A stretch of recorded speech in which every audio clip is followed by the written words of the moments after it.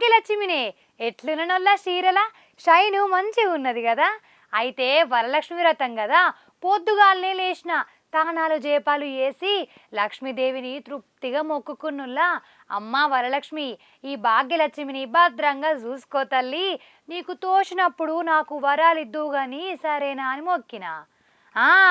అన్నట్టు మనం ఇప్పుడు ఖతర్నాక్ వార్తలు షురు చేసుకుందాం కదా.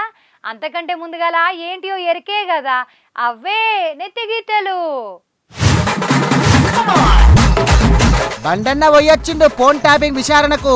అవి వరుసలు లేనేలేవట బీఆర్ఎస్ సర్కారుకు.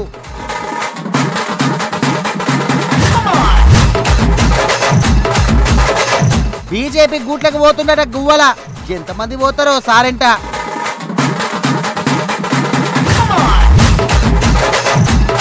పంచుతుర్రు ఇందిరమ్మ ఇండ్లు, ఖుషీ ఖుషిగా అవుతుర్రట జనాలు.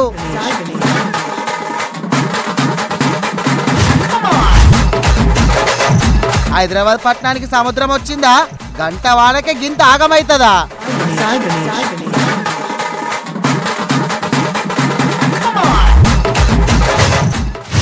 ఏ మాట కామాట నేనుల్లా, బండి సంజయ్ అన్న ఏం చేసినా ధూమ్ ధామే ఉంటదోల్లా, అవునా కాదా?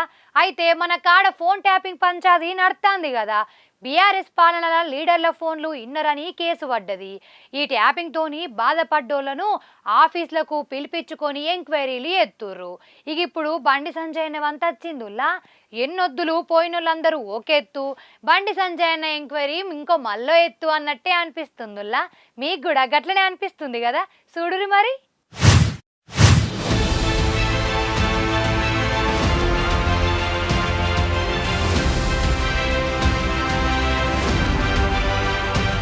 ఖైరతాబాద్ గుడి దగ్గర సీన్ చూసిరు కదా. ఫోన్ ట్యాపింగ్ కేసుల సిట్ల ఎంక్వైరీకి పోయే ముందు అలా ఇక బండి సంజయ్ అన్న బలగం ఎట్లా బయటకు వచ్చిందో.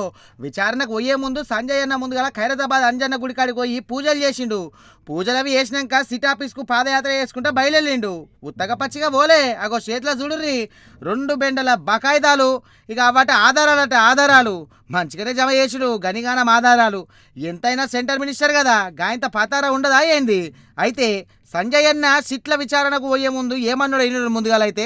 అన్ని కూడా ఫోన్ ట్యాప్ చేయబడ్డాయి కాబట్టి ఈ విషయంలో ఇప్పటి కూడా ఈ కాంగ్రెస్ పార్టీ ప్రభుత్వం మీద నమ్మకం లేదు, సిట్ మీద నమ్మకం లేదు. సిట్ అధికారులు పోలీసులను తప్పుపడతలేము, అధికారులు మంచోళ్లే, కానీ వాళ్లను స్వేచ్ఛగా అధిక విచారణ చేసేటువంటి అవకాశం కాంగ్రెస్ పార్టీ ప్రభుత్వం, రేవంత్ రెడ్డి ప్రభుత్వం ఇస్తలేదు. ఇదంతా కూడా టైంపాస్ కోసమే. సంవత్సరాలు విచారణ పెడుతున్న కాలయాపన చేస్తున్నది. కేసీఆర్ కుటుంబంలో ఒక్కరిని ఇంతవరకు అరెస్ట్ చేయాలి. కమిషన్లు వేసినారు, టైంపాస్ చేస్తున్నారు. కమిషన్ రిపోర్ట్లు వచ్చినా చర్యలు తీసుకునే పరిస్థితి లేదు. కాబట్టి బీఆర్ఎస్ కాంగ్రెస్ ఇద్దరి మధ్య దోస్తానా, వాళ్ళిద్దరు కలిసి ఈ డ్రామాలు ఆడుతున్నారు. కాబట్టి దీని మీద నమ్మకం లేదు. అందుకే సిబిఐ విచారణ జరపాలని చెప్పి మేము డిమాండ్ చేస్తున్నాం. మిగతా అన్ని విషయాలు కూడా ఆ విచారణ అనంతరం మీకు వచ్చే అన్ని విషయాలు బయట చెప్తారు. నమ్మకం లేదు, టైం పాస్. సిబిఐ ఇన్నరా? ఇగో ఈ సిట్ మీద నమ్మకం లేదట. ఈ పార్టీలా కారు పార్టీ 2 ఒకటే, ఇదంతా టైం పాస్ కథనని చెప్పిండు. సపుంజాక సిబిఐకి అప్పచెప్పురని నిజాలు బయట పడతాయి అంటుండు. అయినా ఆఫీసర్లు పిలిచిండు కాబట్టి సిట్ విచారణకు పోయిండు. రుజువులన్నిటి ఆఫీసర్లకు చూయించిండట. ఎట్లెట్లా ఫోన్ ట్యాపింగ్ చేసిర్రు, ఎవరెవరి చేసిర్రు, ఏంది కథ, ఇవన్నీ చూయించుకుంటా చెప్పిండట సంజయ్ అన్న. ఎంక్వైరీ చాలా సేపటి దాకానే నడిచింది. ఇక చెప్పదలుచుకునే అన్ని ఆఫీసర్లకు మంచిగా అర్థమయ్యేటట్టు చెప్పినాక బయటకు వచ్చిండు. లోపలేమైందో చెప్తాండు, ఇందాం రాండ్రి. దయచేసి వీటి మీద మాకు నమ్మకం లేదు. అధికారుల మీద ప్రభుత్వం ఒత్తిడి తీసుకొస్తుంది. నేను ముఖ్యమంత్రి గారు మాట్లాడిన తర్వాత తెలంగాణ సమాజానికి పూర్తిగా అర్థమైపోయింది, బీఆర్ఎస్ కాంగ్రెస్ ఒక్కటే. వీళ్ళు ఏం చర్య తీసుకోరు. వాళ్ళు గతంలో దోసుకున్నారు, వీళ్ళు ఇప్పుడు దోసుకోవడానికి పోటీ పడుతున్నారు.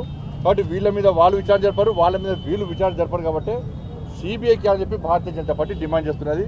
ఇవాళ ఏదైతే ఎస్ఐబి సంబంధించి ఉన్నదో, మన చాలా మంది ఎస్ఐబిలో అధికారులు గతంలో బీఆర్ఎస్ పార్టీ ప్రభుత్వం రాకముందు అనేక మంది ఎస్ఐబిలో అధికారులు నక్సల్స్ విషయంలో ప్రాణత్యాగం చేశారు. చాలా మంది అమరులైన వాళ్ళది బలిదానం అయిపోయారు. అటువంటి ఎస్ఐబిలో ఈ ప్రభాకర్ రావు అంటే రిటైర్మెంట్ అయిపోయినాక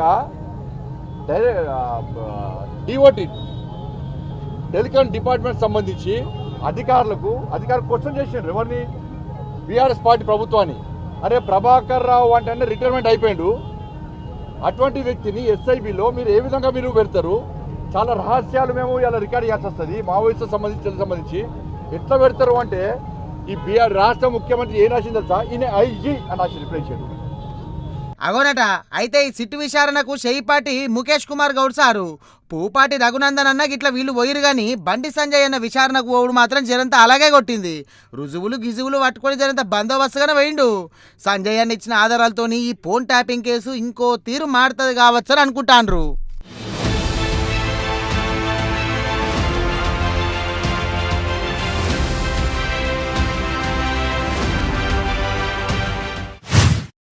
తెలంగాణలో ఇప్పుడు ఏం నడుతుందోల్లా, ఓ దిక్కు కేసులు ఎంక్వైరీలు, ఇంకో దిక్కు రేషన్ కార్డుల పంపకాలు, ఇందిరమ్మ ఇండ్ల పండుగలు. అవుగాని కొత్త రేషన్ కార్డులు వచ్చినాయా మీకు? ఇందిరమ్మ ఇండ్లు ఎవరెవరికి వచ్చినాయోల్లా పేర్లు వెళ్ళినాయా? ఏది చెయ్యి లాబట్టుర్రి. సరే గాని ఇప్పుడు ఇందిరమ్మ ఇండ్ల పేరంటానికే పోదాం మనం పార్రి.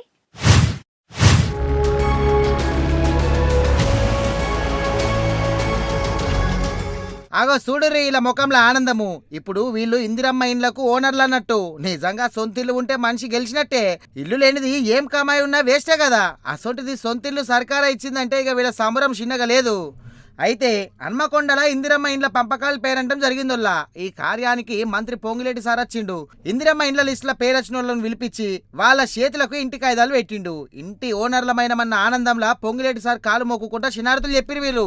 ఇక ఏ ప్రభుత్వం కార్యక్రమమైనా ఇక పార్టీ కార్యక్రమమైనా సర్కారు చేసిన గొప్పతనము ఇంతకు ముందు ఉన్నోళ్ళు చేసిన ఘోరము ఇవన్నీ ఎప్పుడే ఉంటది కదా. ఇక మన పొంగులేటి సార్ కూడా గట్టినే చెప్పుకొచ్చిండు. బీఆర్ఎస్ పార్టీ అప్పట్లో చేసిన అన్యాయాలు ఎసొంటియో ఇప్పుడు చేయి పార్టీ చేస్తున్న మంచిదేందో గిట్ల చెప్పుకొచ్చిండు. ఓ దిక్కు రేషన్ కార్డులు, ఇంకో దిక్కు ఇందిరమ్మ ఇండ్లు జల్దిన ఎత్తుండ్లు సర్కారోళ్ళు. అన్నట్టు లోకల్ ఎలక్షన్లు ఎప్పుడుంటాయో దగ్గర ఉంటాయి కదా. ఉత్తగానే ఎందుకో యాదకొచ్చి అడిగిన గంతే.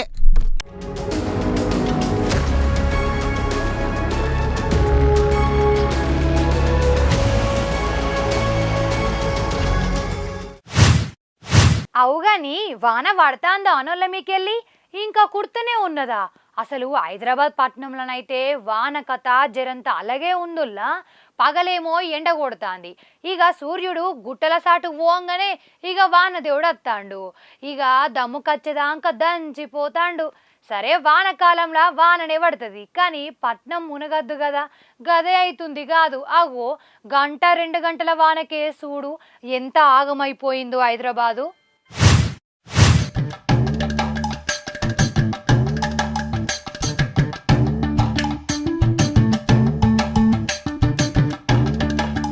చూసినావా యాడా చూడు నీళ్ళే నీళ్ళు. అసలు రోడ్లేవో చెరులేవో ఏర్పడకుండా అయింది. పట్నంలో నదులున్నాయా సముద్రం ఏమైనా వట్కచ్చిరా అని కొందరికి అనుమానం కూడా కొట్టింది. గట్ల వేసింది వరద. అంత ఆగమాగం చందనము. ఇళ్లకు నీళ్ళు వచ్చినాయి, జనాలు ఇంటి మీదకి ఎక్కిర్రు. బయటికి పోదామంటే బోడెంగ దాకా నీళ్ళట. ఇక అది కూడా డ్రైనేజ్ మురికి నీళ్ళే. అగో చెప్పురు ఇక బాధ. అదట్లుంటే ట్రాఫిక్ జామ్ గురించి ఎంత తక్కువ చెప్పుకుంటే అంత పానం నిమ్మలమవుతుంది. లేకుంటే కోపాలొస్తాయి జనాలకు. గట్లయింది మరి. గంటల కమానము కిలోమీటర్ల పొడుగుతా కార్లు బండ్లు ఆగిపోయినాయోళ్ళు. ఇండ్లకు పోదామంటే ఇక సుక్కలు కనబడ్డాయి. అసలు ఇంటికి పోతున్నామా పోమా అని అనవాడబడ్డారు జనాలు. ఘోరం అంటే ఘోరం అసలు. అగో చూద్దురు మీరే చూడుర్రి ఏడుదాన్ని ఎట్లా ఆగిపోయినాయో. ఇంకో దిక్కు కార్లు బండ్లు కొట్టుకుపోయినాయి నీళ్ళల్లా, రోడ్లు కరువైపోయినాయి. పట్నం కోసాలు చెప్పుకుంటే పోతే పెద్ద భారతం అవుతుంది. వానద్దు దేవుడా శాంతిందు తండ్రి అని పట్నం జనాలు దండాలు పెడతాండ్రు. ఇంకొక దిక్కు మన ఊర్లోనైతే జోరు వానలే పడ్డాయి. చాలా జాగలలో పెద్ద వానలు కురిసినాయి. చెరువులు వాగులు వంకలు ఏడ చూడు నీళ్ళేగా. అటు మన జలపాతాలు ప్రాజెక్టులు కలకలలాడుతున్నాయి. వల్ల వాన తగ్గినప్పుడు అటుకెళ్ళి ఓ మలక పోయి రావాలి. మంచిగున్నదట అటుకెళ్ళి.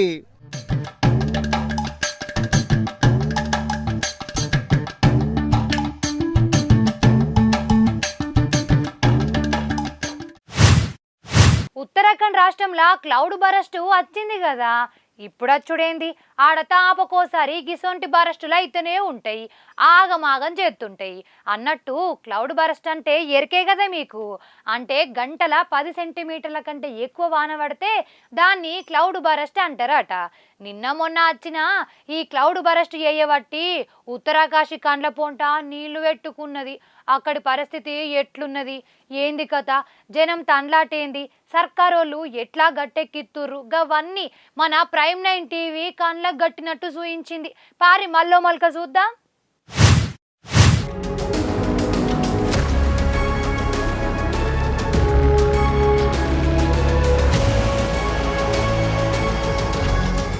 ఇగో ఇదే ఉత్తర కాశీ. క్లౌడ్ బస్ట్తోని అల్లా కొల్లలమని అంటారు చూడు, ఇదే గిట్ల అయిపోయింది. కొండలు గుట్టలు ఇరిగిపడినాయి, జనాల ఎత్తులు వలిగిపోయినాయి, రోడ్లన్నీ సత్యనాశ అయిపోయినాయి, తొవ్వలేదు, ఉండడానికి ఇండ్లు లేవు. జనం కోసం చెప్పవసం కాదు, ఈ క్లౌడ్ బరస్ట్ చేయబట్టి జనాల పానాలు పోయినాయి. బొచ్చడి మంది కనబడకుండా ఇండ్రు. ఉత్తర కాశీని మళ్ళా ఒడ్డుకు తెచ్చేటందుకు అటు మింట్రోళ్ళు ఇటు పోలీస్ ఆఫీసర్లు వాళ్ళు అందరు ముంగడబడ్డారు. అగో మా పెదవీలకరి కలక్క ఉత్తర కాశీ కాడికి పోయి అక్కడ ముచ్చట్లని మనకెప్పింది. ఇప్పుడు మనం షార్ట్ కట్లో చూద్దాం. ఇక్కడి ఏదైతే ధరాలి తర్వాత ఉత్తర కాశీకి మధ్యలో ఏదైతే కొండ చర్యలు విరిగిపడి దారులన్నీ మూసుకొని పోయాయి. ఒక్కొక్కరుగా వెళ్తున్నటువంటిది ఇది ఆర్మీ ఫోర్సు, దీనికి సంబంధించినటువంటిది. ఇక్కడ ఐటీబీపీ అనుకోవచ్చు, తర్వాత ఎన్డీఆర్ఎఫ్ బృందాలు అనుకోవచ్చు, ఎస్డీఆర్ఎఫ్ బృందాలు అనుకోవచ్చు, అందరూ కూడా విశ్వ ప్రయత్నాలు చేస్తూనే ఉన్నారు. అక్కడ వాళ్ళని కనెక్ట్ కావాలి అన్నటువంటిది వాళ్ళ ప్రయత్నాలు మాత్రం చేస్తున్నారు. ఒకవైపు భారీ వర్షాలు నిన్నటి వరకు కూడా కురిశాయి, కానీ ఈ రోజు కొంత వాతావరణం అనుకూలించడంతో ఇక్కడ నుంచి అందరూ కూడా అటువైపు వెళ్లేటటువంటి ప్రయత్నాలు చేస్తూనే ఉన్నారు. ఇక్కడ కొండ చర్యలు విరిగిపడడంతో దారులు అన్ని కూడా మూసుకొని పోయాయి. ముఖ్యంగా మరొకటి లోపల మనకి చాలా కీలకమైనటువంటిది కనెక్టివిటీ ఉన్నది. అక్కడ కూడా మనకు రోడ్డు కూడా స్టాప్ అయినటువంటి పరిస్థితి. నిజంగా ఉత్తర కాశీ పరిస్థితిని టీవీలో యూట్యూబ్లో చూస్తేనే మనకు గజగజ అంటుంది. మరి అన్నీ ఉన్నోళ్ళ పరిస్థితి ఎట్లుండాలి, వాళ్ళు ఎంత తల్లాడేరు కావచ్చు కదా, తలుసుకుంటేనే పానం కలుక్కుమంటుందోళ్ళ నాకైతే.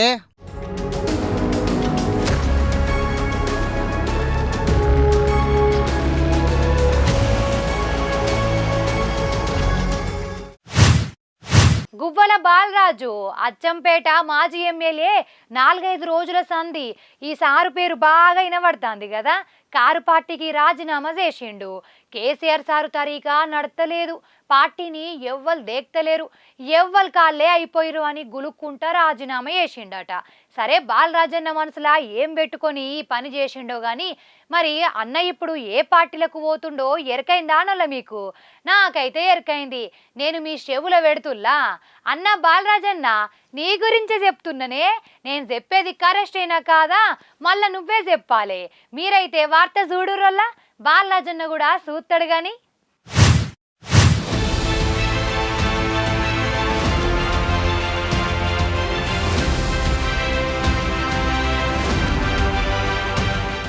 ఇంకేందిగా, మన అచ్చంపేట మాజీ ఎమ్మెల్యే గువ్వల బాలరాజన్న మొన్ననే కారు దిగ కదా. ఇక ఇప్పుడు కమలం పువ్వు పట్టుకునేటట్టుండోళ్ళు, అంటే పువ్వు పార్టీలో షరీక్ అవుతుండట కాదు.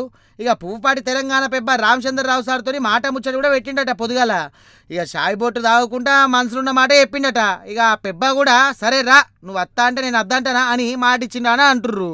ఈ నెల 11వ తారీఖు నాడు కాషాయం బట్టలు వేసుకొని బీజేపీలో షరీక్ అవుతాడట బాలరాజన్న. అట ఏంది గాని పిక్సే, రామచంద్రరావు సార్ కూడా చెప్పేసిండు. ఇక 11వ తారీఖు నాడు వస్తుండు మా పార్టీలకని. 20 ఏండ్ల సంది బాలరాజన్న బీఆర్ఎస్ పార్టీలోనే ఉన్నాడు, 2 మట్ల ఎమ్మెల్యే అయిండు. అప్పట్లో ఫామ్ హౌస్ రాజకీయాలలో బాలరాజన్నే బాగా కనబడ్డాడు, మీకు కూడా యాదుకుంటే ఉంటుంది. అయితే కొన్ని వద్దుల సంది బీఆర్ఎస్ మీద అలిగిండు. ఆ అలుగుడు రాను రాను కోపం దాకా పోయింది. ఇక ఇంకో దిక్కు కేసీఆర్ సార్ అట. బాలరాజన్నను ఈ నడమ దేక్తాడనంట, వేరే లీడర్లను మీదికి పట్టుకొస్తానని అనిపించిందట. ఏంది గోస నాకు అని అనుకున్నట్టున్నారు. బీఆర్ఎస్కు రాజీనామా చేసేసి ఇక ఇప్పుడు పువ్వు పార్టీలోకి పోతాండు. ఈడ ఇంకొకటి చెప్పాలి మీకు, ఎవరన్నా పెద్ద లీడర్ మాట్లాడుతాంటే క్యాడర్ కూడా ఆయన ఎంబడే పోతుంది కదా, కానీ బాలరాజన్న ఎంబడే అంతగానం పోతలేరని అంటాండ్రు. నువ్వు పోతేవో మేమైతే రావని కోడుందని అంటుర్రట. ఇక వాళ్ళని సంజాయించే పని పెట్టుకున్నాడు బాలరాజన్న. కానీ ఈడ చిత్రం చూడు, అప్పట్లో ఫామ్ హౌస్ రాజకీయంలో బీజేపీ దొంగ మమ్మల్ని కొనేతందుకు చూసింది అని బాలరాజన్ననే ఊరికి పోయి చెప్పిండు. ఇక ఇప్పుడు గదే బీజేపీలో గూట్లకు పోతాండు. దీన్నే రాజకీయం అంటారు మరి అని చెప్పుకుంటారు కార్యకర్తలు.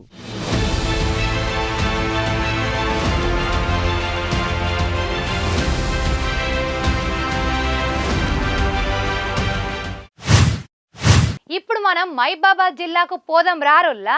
ఎందుకంటారా, ఆడ పోలీసులు ఒక ఊరికి పోయిర్రు, అంతటా చెకింగులు వేసిర్రు. ఆ చెకింగులు ఎత్తా అంటే వాళ్లకు చక్కెర వచ్చినంత పని అయిందిల్లా. ఎందుకు గట్లయింది, ఇంతకు ఆ చెకింగులు ఏం జరిగింది, ఏంది కథ అరుచుకుందాం పాన్రి.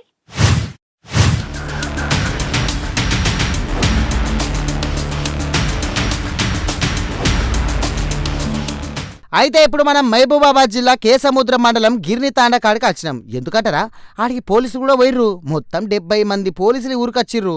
ఎందుకంటే ఆగో అగ్గరా మందు బాటిళ్ళు, డ్రమ్ములు, ముల్లెలు, మూటలు ముంగడ మంచిగానే పెట్టుకున్నారు కదా. అయితే పోలీసు వాళ్ళు గిర్ని తాండాల చెకింగ్లు చేసిరోళ్ళ. ఈ చెకింగ్లు చేస్తా అంటే కాగితాలు లేని బండి దొరికినాయి. ఈ డ్రమ్ములు గిమ్ములు బయటపడ్డాయి. ఈ డ్రమ్ముల కథ ఏంటంటే గుడుంబ తయారు చేస్తాండ్లు. 2 క్వింటెల్ల బెల్లము, 1000 లీటర్ల పానకం బయటపడ్డది. అంటే ఈ గుడుంబ తయారు చేసి మంది పానాలు ఆడుకుంటున్నారు అంటే కదా. ఇక రామచంద్ర ఏంది ఇది, ఇగో గిట్ల దొంగ పని చేసిన వాళ్ళకు పోలీసులు దొరకబట్టి కేసులు గిట్లు పెట్టిరట. మరి దొరికిన మందు బాటిళ్ళు, బెల్లం పానకం ఏం చేస్తారా అంటే ఇంకేం చేస్తారు, కొట్టుకు పట్టుకోబోడు, లేకుంటే తుక్కు చేసి అక్కడికి రాకుండా చేసుడో చేస్తారే ఉండాలి. పండ్లు కూడా దోమకు ముందే పోలీసు వాళ్ళు ఈ ఊరికి వచ్చే వరకల్లా జనం పర్షన్ అయిపోయారు. అన్నలు గిన్నెల్లా ఏంది అని గజ్జుమన్నారట. ఆ టెన్క ఈ దందా బయట పడకల్లా ఇక ఎక్కడోళ్ళు అక్కడ గాయమయ్యారట.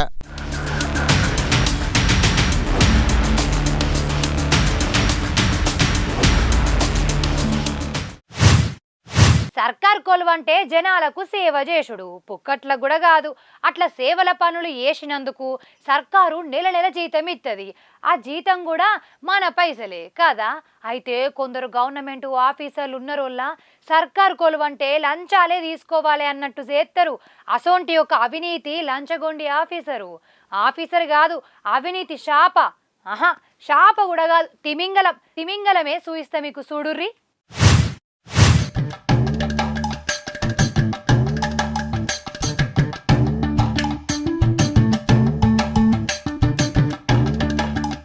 వామ్మా బల్ల మీద నోట్ల కట్టలు కాదు గుట్టలు నాలే. అన్ని 500 నోట్లే. ముందుగా దేవుల బొమ్మలు కూడా ఉన్నాయి కదా. ఇదంతా లంచం సొమ్ములే.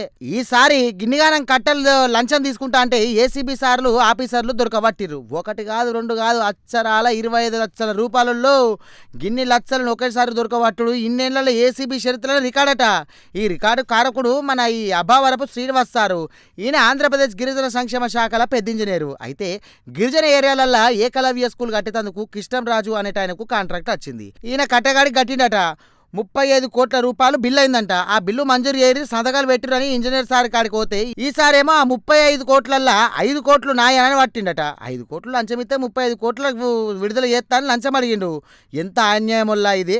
అడ్వాన్స్గా 25 లక్షలు అడిగిండట. ఇక కాంట్రాక్టర్ ఏసీబీ ఆఫీసర్ల కాడికి పోయి బాధంతా చెప్పుకున్నారు. వాళ్ళు మంచిగా గాలమేసిర్రు. ఈయన 25 లక్షలు తీసుకుంటా అంటే వాళ్ళు రెడ్ హ్యాండెడ్గా పట్టుకున్నారు. ఆగా చూడు ముఖం ఎట్లా మార్చుకున్నాడో. ఇప్పుడు ఇంకో ముచ్చట చెప్పాలనా, ఈ ఇంజనీర్ సారు ఇంకో 3 వారాలలో రిటైర్ అవుతాడట. రిటైర్ అయ్యేటప్పుడు ఉత్తగా ఎందుకు పోవాలి, మూటలు వేసుకొని పోవాలి అనుకున్నాడు కావచ్చు. దొరికిండిగా కాదోల్లా లంచమే 5 కోట్లు అంటే ఏందన్నట్టు అసలు. ఈయన జిందగీ మొత్తం కొలివి చేసిన 5 కోట్లు అత్తయ్యో రావు కానీ ఒక్క రోజుల్లో 5 కోట్లు తీసామనుకున్నాడంటే ఇదివరకు ఎన్ని కోట్లు తీసుకున్నాడు ఏం పాడో. ఇగో గిట్ల అన్నారో కొందరు సర్కారు కొలువు చేసే ఆఫీసర్లు. దినాం ఏసీబీ ఆఫీసర్లు, ఈ లంచగొండ ఆఫీసర్లు దొరకబడుతున్నా వీళ్లకు మాత్రం భయం అత్తలేదు. పోటీలు పడకుండా మరి లంచాలు తీసుకుంటారు కదా, కాతాకున వాడేద్దు.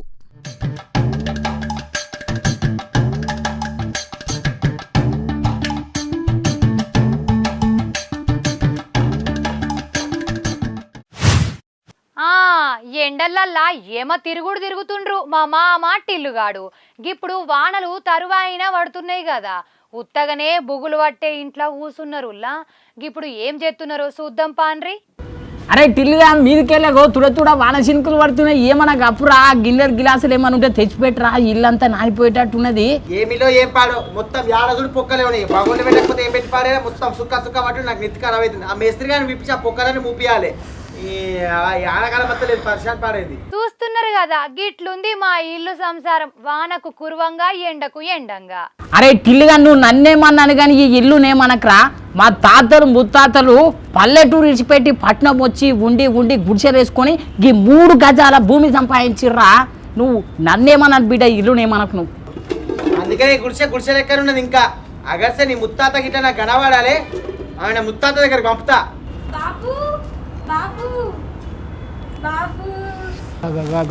వచ్చినావు బిడ్డ? అరే నువ్వెందుకు వచ్చినావు బిడ్డ హైదరాబాద్ లకు మామూలు చేయనీకే? నాకు నేను చూడకుంటే ఉండబుద్ధి అవుతలేదు బాబు ఇంటికాడ. అందుకని అవ్వకు చెప్పక మరి ఆధార్ కార్డు పట్టుకొని బస్సు ఎక్కొచ్చిన. ఇక రాంగా ఏమన్నా కురుకురేలు అన్నా, ఏమన్నా చిప్స్ అదో ఇదో ఏమన్నా తిందామన్నా కానీ నా దగ్గర పైసలు లేవు బాపు. నాకు మస్తు భయమైంది. ఈ పిరి బస్ ఇంత పని చేసిన అదమ్మా. ఆ?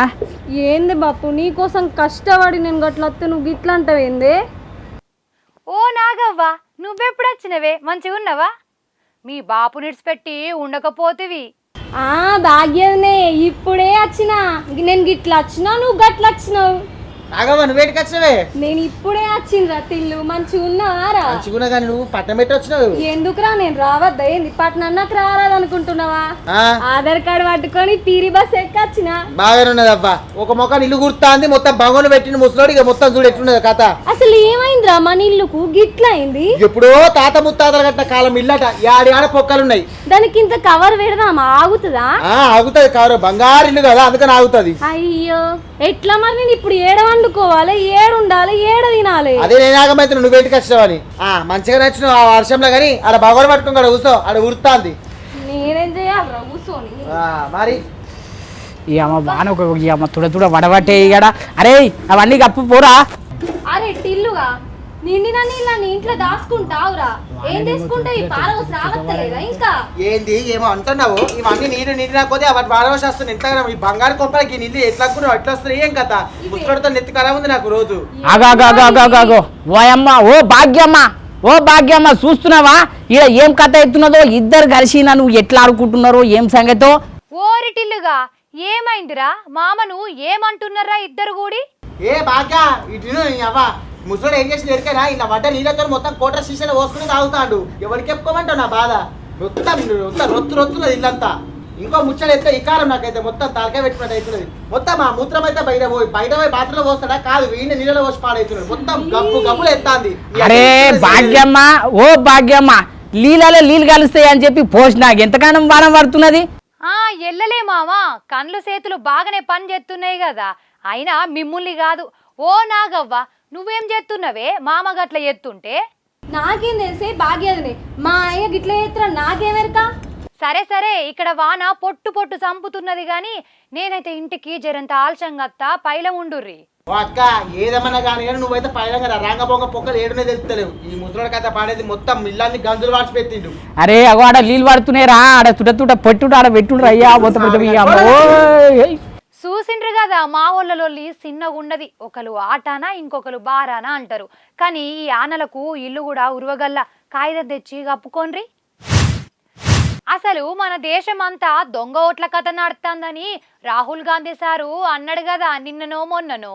ఈ పువ్వు పాటోళ్ళును ఎలక్షన్ సంఘపోళ్ళు చేతులు కలిపి నాటకమాడి జనాలను మోసం చేసినాయని అన్నాడు. మరి రాహుల్ బాబు చెప్పిన దాంట్లో వాస్తవం ఎంతున్నది? నిజంగా దొంగోట్లతోనే బీజేపీ గెలిచిందా? మరి ఎలక్షన్ సంఘం వేస్టేనా? ఆఫీసర్లు ఏమంటూరు? ఏంది కథ? పారి అట్లా అరుచుకుందాం.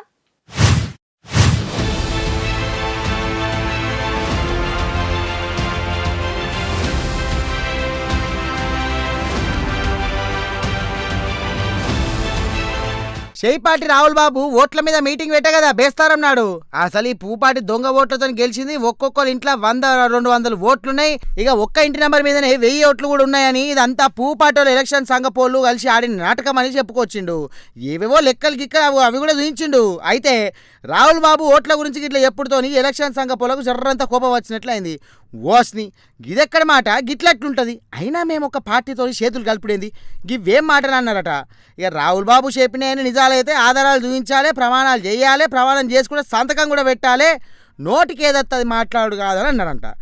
ఉంటే ఆధారాలు ఇవ్వు, లేకుంటే ఇక దేశానికి సారీ చెప్పు అని సవాల్ చేసిర్రు ఎలక్షన్ సంఘపోళ్ళు. అయినా కానీ రాహుల్ బాబు వెనుకకు దగ్గదడలో దేశంలో దొంగ ఓట్లు బొచ్చడున్నాయి, ఏసీ వాళ్ళు చూసి చూడనట్టే ఉన్నారు, దర్యాప్తు చేయలే అని ఇక మల్లో మల్క అంటాడు. అసలు ఆడలేక మధ్యలో ఓడంటే ఏందో రాహుల్ బాబు చెప్పిన ముచ్చటింటే సరిపోతుందటలో పూపాటోళ్ళు అంటాండ్రు. ఎలక్షన్లో ఓడిపోయి దొంగ ఓట్లు అని ఉద్దర ముచ్చట చెప్తుండ్రు, గిట్టనే ఉంటుందని అంటుర్రు. ఏమో మరి చూడాలి ఏడుదాకా పోతుంది పంచాయతీ.